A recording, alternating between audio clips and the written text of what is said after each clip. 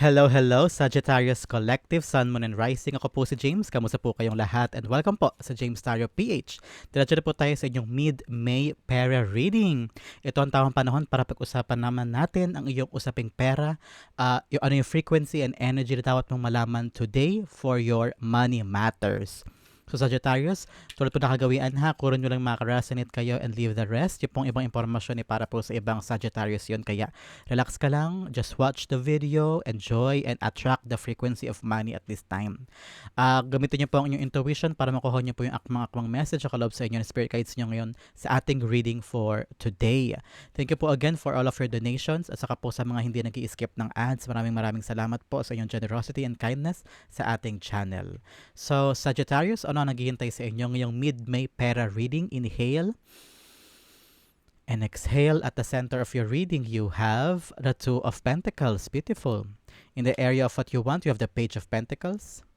In the area of what you need, you have the Four of Pentacles. Puro pera ito. In the area of what's affecting your current energy, wow, meron ka Nine of Cups. Alam niyo na siguro kung lagi po kayo nanonood sa akin na kapag lumabas si Nine of Cups, this is a confirmation na kailangan mo nang mag-wish. Because Nine of Cups is a wish fulfillment card.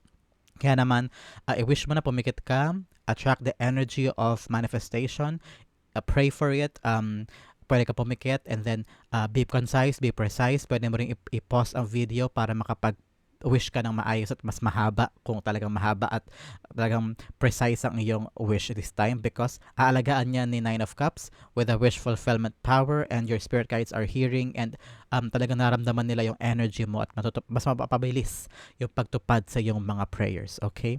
Then, in the area of your near future, you have the Four of Wands. Beautiful. In the area of your challenge this time, Sagittarius, you have the Chariot card. In the area of your fortune, you have the Eight of Pentacles. In the area of your divine advice, you have the World card. Lovely. In the area of your outcome, this mid-May pera reading, Sagittarius, you have the Five of Wands. Okay, interesting. At the bottom of your deck, you have the Hanged Man. Ano yung mga bagay this time, Sagittarius, sa parang pinagpapaliban mo? Meron ka daw pinagpapaliban o hindi mo pa pinagdesisyonan because maybe dahil hindi ka pa sure o hindi ka pa handa o baka feeling mo hindi pa enough yung credentials mo o yung kahandaan mo sa isang bagay na parang feeling mo, okay, baka I need the right time o right moment. Alam mo, lagi sinasabi na kailangan daw hintayin yung right time. Hindi the right time will come kapag umaksyon ka na. And kapag umaksyon ka na, nandoon mo makikita na, okay, nga, ready na ako. Saka aandar ang lahat sa buhay mo. Don't waste daw your time on waiting for things na bumagsak sa tamang oras, tamang panahon. Kailangan mo daw aksyonan. I'm hearing also na i-surrender mo na daw yung i-surrender mo daw yung thought about something. Meron ka daw mga inaasahan o maling paniniwala about someone or something in your life na kailangan mo na daw bitawan yun. And now, it's time for you to take control back in your life. Ikaw na mismo ang kikilos this time. Kasi parang feeling ko pinapaasa ka lang ng someone na yan o ng ginagawa mo na yan na parang endeavor in the past. Ngayon ang chance sa'yo, Sagittarius, na talagang gumawa na ngayon at ituloy na yung dapat ituloy na na-delay because someone or something in the past ang nagpaasa sa'yo and then parang hindi gumugol yun o hindi gumulong yun. Ngayon, magkaroon ka na ng enlightenment in your part, Sagittarius, to really fight for what you want and do na ngayon para hindi na ma-delay ang mga bagay-bagay. Okay, Sagittarius? Start tayo sa yung reading at the center. You have a Two of Pentacles. Yes, it's all about your choices. Kailangan kang piliin Ipipiliin ko pa ba o pangahawakan ko pa ba yung pinangako sa akin in the past o yung parang endeavor na ginawa ko in the past at naghihintay ka ng resulta o tawag o confirmation from that o development from that. Ngayon sinasabi ng spirit guides mo na, tama na paghihintay, go na, laban na, so good na. So ngayon, parang it should be a conscious effort in your part, Sagittarius, to really pick the better option. Ito o ito. I know Two of Cups like balancing act, pero dito parang this time around, you need to give up one thing. Give up something para mag-focus ka sa isa. You can't do everything at once, Sagittarius. Siguro kung meron talagang super galing na superhero dyan na kaya niyang gawin lahat at the same time without giving up the other. I'm feeling na kung ito'y usapin sa inyong pera at career, you have to really focus on one career, one path, one endeavor para dyan mo mailaan lahat ng oras, atensyon mo at skills mo so that para yan ay mag-grow. Pa nag-grow yan, talaga tsaka tumutok. I'm hearing that it will be beneficial in your part. Mawawala na yung delay. Kaya ngayon, talaga nasa background mo si Hangman eh. Kailangan mo doon ng kalinawan ng isip. Parang, okay, enough na pala yung paghihintay ko sa isang bagay. I need to move forward na. Tapos na yung pagpapakamartir mo doon. Paghihintay doon o pag-asa doon. Ngayon, bago na dapat. Bago na, okay? With the Two of Pentacles telling you, time na to really, enough of the juggling, enough of the, parang pamimili, ito. Ngayon, magkaroon ka ng definitive answer, okay? The Two of Pentacles being clarified by the Seven of Cups, yes. Parang kalinawan ito sa kung ano ba talagang dapat kong i-prioritize. Ang dami kong gustong gawin, ang dami kong gustong panghawakan, pero alin dyan yung talagang matik, pag ito tinutukan mo, dito ka maglalago, dito ka mag-excel, dito ka magkakaroon ng growth and development and success, okay? Yan yung something na kailangan mo pag-isipan today, Sagittarius. Ano yung enlightenment o kalinawan ng isip na parang, okay, ang dami kong gustong gawin pero sa ngayon isa lang muna. Sa ngayon tutok muna ako dito para hindi ako nahihirapan sa ibang aspeto, okay? In the area of what you want, you have the Page of Pentacles. Meron kang inaaral this time o parang sinasabi ng spirit guides mo, kailangan tutok ka lang sa isa. Focus and make that your top priority. Sagittarius, marami kang ini-envision of the wonderful, wonderful result. Parang itong gusto ko marating, itong gusto ko makuha, ito ang bagay na visualize ko for my future, especially sa usaping pera o career. Pero parang ang dami-dami mong tinatry. Ang dami-dami po parang, okay, ito, why not this, yan. I'm hearing someone na parang may sinusubukan. And then kapag hindi niya nabebetan yung nangyayari, bibitawan niya sa iba naman. So, pag ngayon may nangyari na mabitawan niya iba naman. So parang walang consistency, Sagittarius. So this time around sila sabi ng spirit guides. So magkaroon ka ng focus on one thing. And aralin mo siyang mabuti. Pasikot-sikot, up and down, gilid, lahat ng kasulok-sulukan ng trabaho na yan o endeavor na yan o industriya na yan. Pag-aralan mo siya mabuti para ma-master mo yung pasikot-sikot niyan. Para pag may nag-arise na problem, you can easily find solutions. At gaano ba ito ka-importante? Find the value of the option. Especially here with the Seven of Cups. Ang dami mong options moving forward or now, kaya nahihirapan ka mag-juggle sa mga bagay na yan. So make sure, alin ba dyan yung pinaka-valuable, yung alam ko pag ito pinili ko may potential to lumaki o potential na mas mabigyan ako ng mas maraming ipon o kaya panggastos, ganyan, o balik sa aking monetary, ganyan. So ngayon, nasa iyo ang lakas, Sagittarius, to really pick one endeavor that you will use or you will put all of your effort so that this time around, mas malaki yung chance ang lumago. Ano? The Page of Pentacles being clarified by the High Priestess, yes, all-knowing. Kailangan talaga malinaw sa isip mo.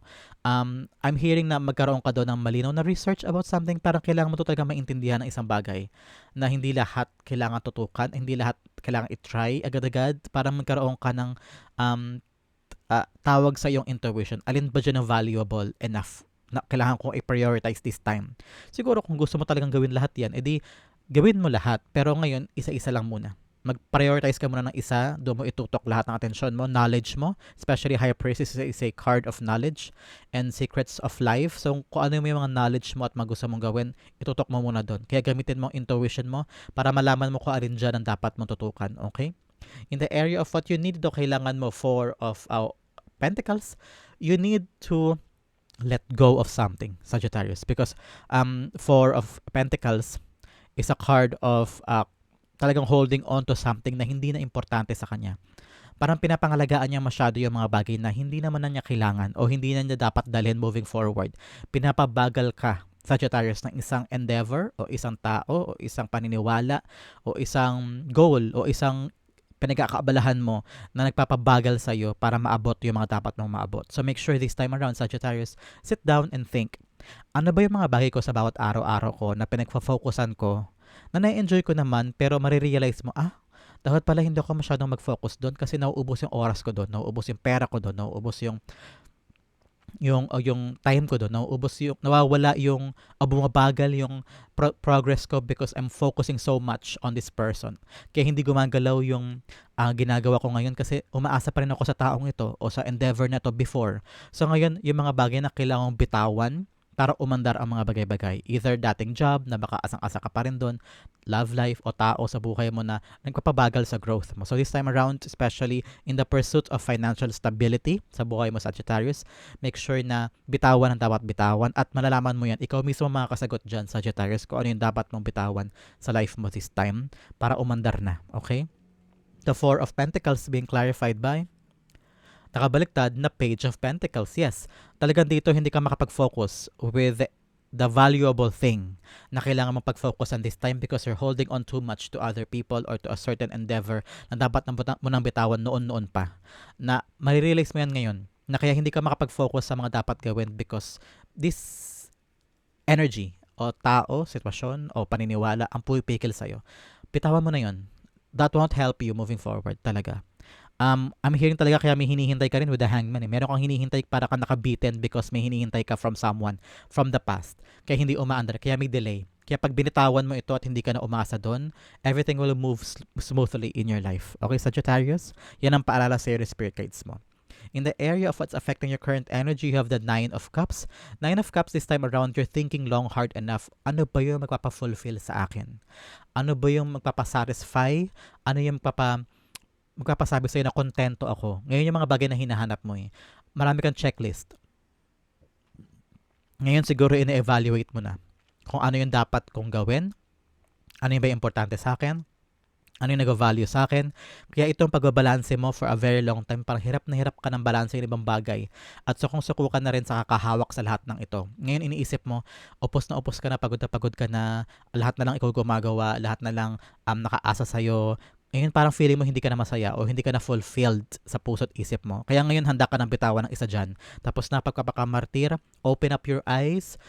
There are a lot of things that you want to do pero mag-focus ka muna sa isa. Pero nag-uugat talaga yan sa pakiramdam na parang feeling mo you need to be fulfilled and happy and satisfied bago mo gawin ibang bagay. Kaya may ready ka ng bitawan yung iba. At totally makukuha mo lang ang satisfaction na ito kapag nag-let go ka na sa mga bagay na dapat i-let go at matuto ka ng hindi maghintay sa mga tao o sitwasyon na pinaasa ka lang or wala nang mangyayari doon. Make sure na you have to move on. Stand up right now and focus. Especially nakabaliktad sa'yo si Page of Pentacles. You're focusing on the wrong things. Make this your top priority. Ito mga bagay na gusto mong simulan this time. Okay?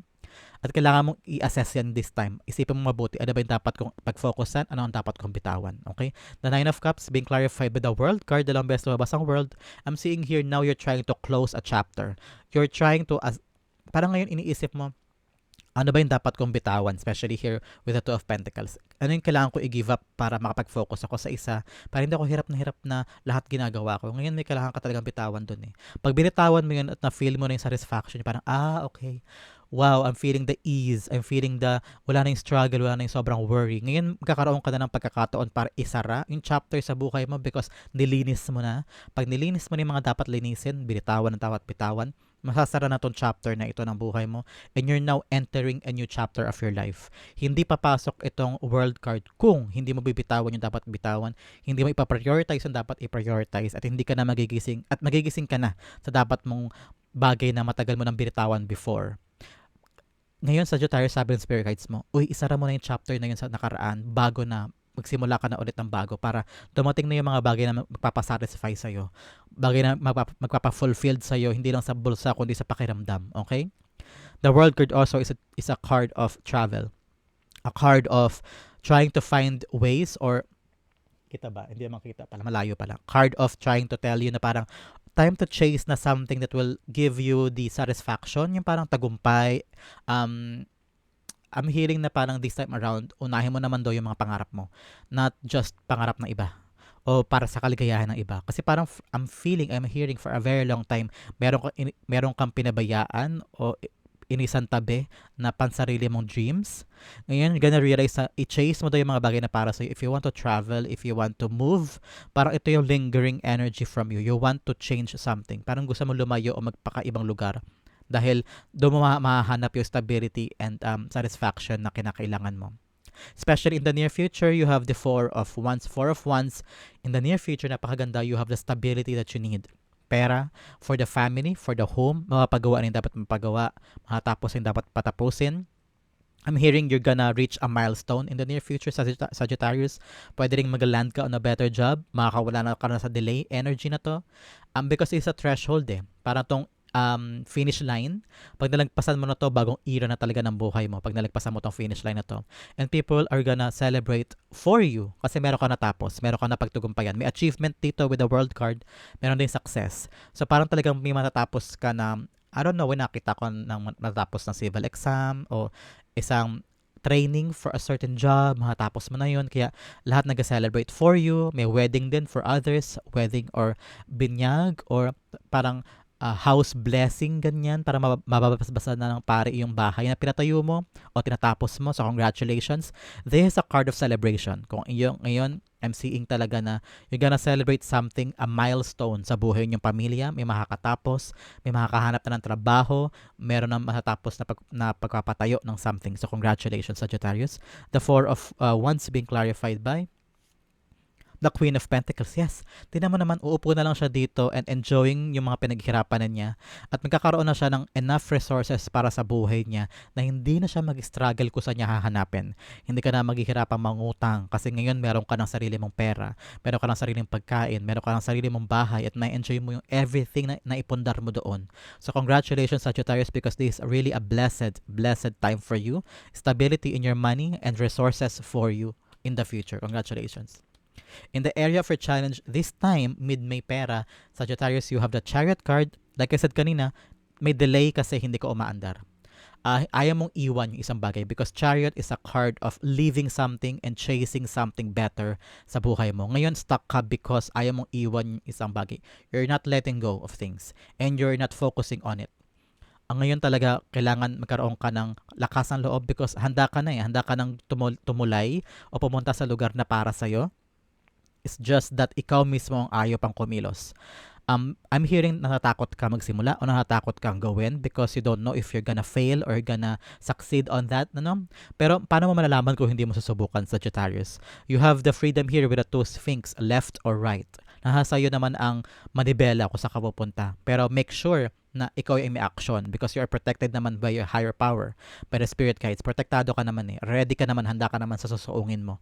It's just that ikaw mismo ang kailangan kumilos para makuha mo yun. Okay? The Chariot cards being clarified by the Fool card. Yes, takot kang umabante sa brand new start. Natatakot kang magsumugal sa isang bagay because probably nga baka hindi ka pa sure o malabo pa yung destination doon. Gusto mo siguro ngayon kailangan tumpak na tumpak muna, may assurance from that endeavor bago ka tumulay, bago ka pumunta. Kaya ngayon siguro maybe I can also suggest na sige, tanongin mo muna doon sa pupuntahan mo o kaya sa gagawin mo, sa lilipatan mo, sa endeavor mo o sa journey mo na ito yung gagawin mo, ito yung pupuntahan mo. Sige, magtanong ka siguro muna. Siguro magkaroon ka muna ng assurance from someone na parang, ay, maganda ba talaga dyan? Pag ba ito ginawa ko, magiging okay ba ako? Have the initiative then to ask people, especially their advices. Pero ngayon talaga naramdaman ko sa energy mo, hindi ka makaabante because you're afraid to take a risk. You're afraid to start over. You're afraid to try something new. So, para umandar lahat, magkaroon ka doon ng tapang at sigasig at I don't know why, to have the courage to begin something. Okay? In the area of your fortune, you have the Eight of Pentacles. I'm seeing here may paglago. May paglago sa trabaho mo, sa negosyo mo. I'm seeing clients coming in. Kakaroon ka na ng maraming kita this time. I'm seeing someone na parang yung kanilang trabaho ay client-based. Halimbawa, makakabenta ka na ng condo ngayon, meet mo na yung quota or people in your workplace are recommending you o kaya pinupuri ka nila because ang galing-galing mo ngayon sa performance mo this month, ganyan. For others, I'm seeing a promotion. Your boss, para lalapit sa'yo, tatapikin ka, ang galing mo daw this time. Ang ganda ng performance mo, ang ganda ng trabaho mo. For some, nakikita ko dito may leveling up, reaching on a new heights. I'm hearing na mayroon talagang pag-akyat sa status. Also, I'm hearing, parang dati ito yung position mo, ngayon madadagdagan na yung name mo ng ibang status, ibang symbol, ibang credentials dyan. So, congratulations because in the area of fortune, makakamit mo na siya. I'm hearing also may matatapos na about sa pag-aaral o kaya additional knowledge, training, ganyan. So, congratulations po sa inyo. I'm seeing also here, na kung may balak kang subukan, balak kang gawin, ipamalas mo daw yung galing, yung mga napag-aralan. For others, biglang pumasok, meron ka daw dating skills sa pinagpaliban mo because you focused on something else. Ngayon parang babalik siya kasi magagamit mo siya sa bago mong trabaho. yung dati mong skills na pinabayaan before. I don't know why biglang pumasok yan sa isip ko, narinig ko, na parang meron kang pinagpaliban dati na ang galing-galing mo doon, gamay na gamay mo na, pero pinabayaan mo siya dahil wala naman nangyayari ata doon at that time. And then nag-focus ka sa ibang trabaho, nagtagumpay ka naman doon, gawa, and then ngayon parang na-stuck ka with the hangman. Ngayon parang babalik sa'yo yung dating skills. Very specific yun ha, for a very specific Sagittarius, yung download of message na yan. Hindi to for everybody. A very specific Sagittarius na parang meron kang dating skills. Explain ko lang ha. Meron kang dating skills. Halimbawa, magaling ka sa computer. Pero dahil walang nangyari doon at walang kita doon, lumipat ka na ibang trabaho, doon ka nagtrabaho for a very long time, and then may nangyari sa trabaho na yan. Ngayon, you're entering on a new job, tapos bigla-bigla yung new job na yun kailangan ng computer skills. And then nagamit mo yung dati mong pinagkakaabalahan about computer na pinabayaan mo before. So, ngayon meron kang skills from the past na magagamit mo in your new endeavor, and everybody is talagang natutuwa sa'yo at bumibilib sa'yo kasi meron ka pa palang ibang skills na hindi mo sinabi nung pumasok ka sa trabaho na yan. So, that is a very specific message for a very specific Sagittarius out there. So, congratulations. Kung ano yung rebirth ng skills na dati mong iniwan ngayon, magagamit mo siya sa yung current na pagkakaabalahan. Okay? The Eight of Pentacles being clarified by the Nine of Swords. Oh, this is something na patatapos daw sa mga worries mo. This job, yes. Meron kang skills din talaga na magagamit mo this time, ma-apply mo this time, natatapos dun sa mga worries mo sa current job mo. I'm hearing also, for others, they are additional parang pressure. Parang may nagpa-pressure sa'yo sa life mo. It's either your family or your co-workers or your boss. I'm hearing na yung pressure na yan na gawin yung isang bagay. Parang kailangan mo kasing patunayan for someone or something yung kailangan mong tapusin. And now, may magagamit kang skills o alas sa buhay mo na i-apply mo sa trabaho na yan, and then mawawala yung worries mo, mawawala yung additional pressure sa batok mo, sa likod mo, and then boom, masosolusyonan mo yung ginagawa mo, and you will gonna come up on top of this, and everybody ay magugulat talaga at matutuwa sa'yo because you did it, at saka napatunayan mo na kaya mo. So congratulations, Sagittarius.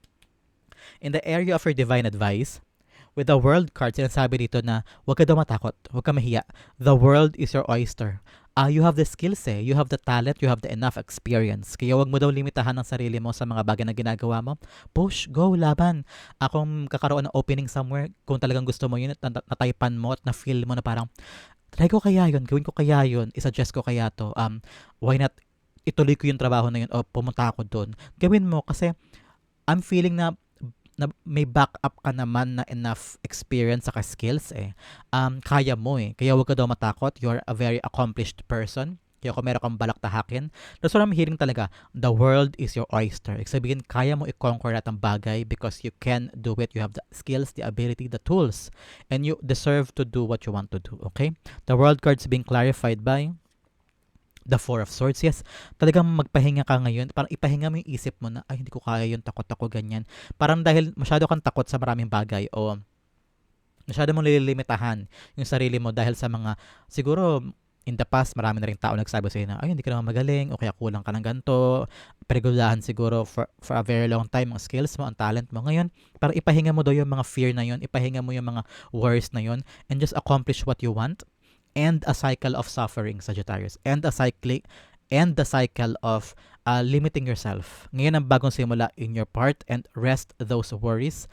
And I'm hearing talaga na you are guided, you are protected, and go. So good. Laban para sa mga bagay na gusto mo, okay? Yung outcome na napakaganda, pag-usapan natin later. But first, let's have additional messages from the Divine. Ito ang mga additional oracle messages para sa iyong usaping pera as of this moment. Pwede rin sa career o trabaho o mga alalahanin na kailangan mo malaman this time. Unang-una, you have success. Wow! Choosing the right direction and actively overcoming difficulties, you're on the right track. Pag talaga umalis ka na sa paglambitin na to at pinutuloy yung dapat putulin, at nag-focus ka sa mga dapat pag-focusan at hindi mo nililimitahan ng sarili mo, you're on the path of success. Okay?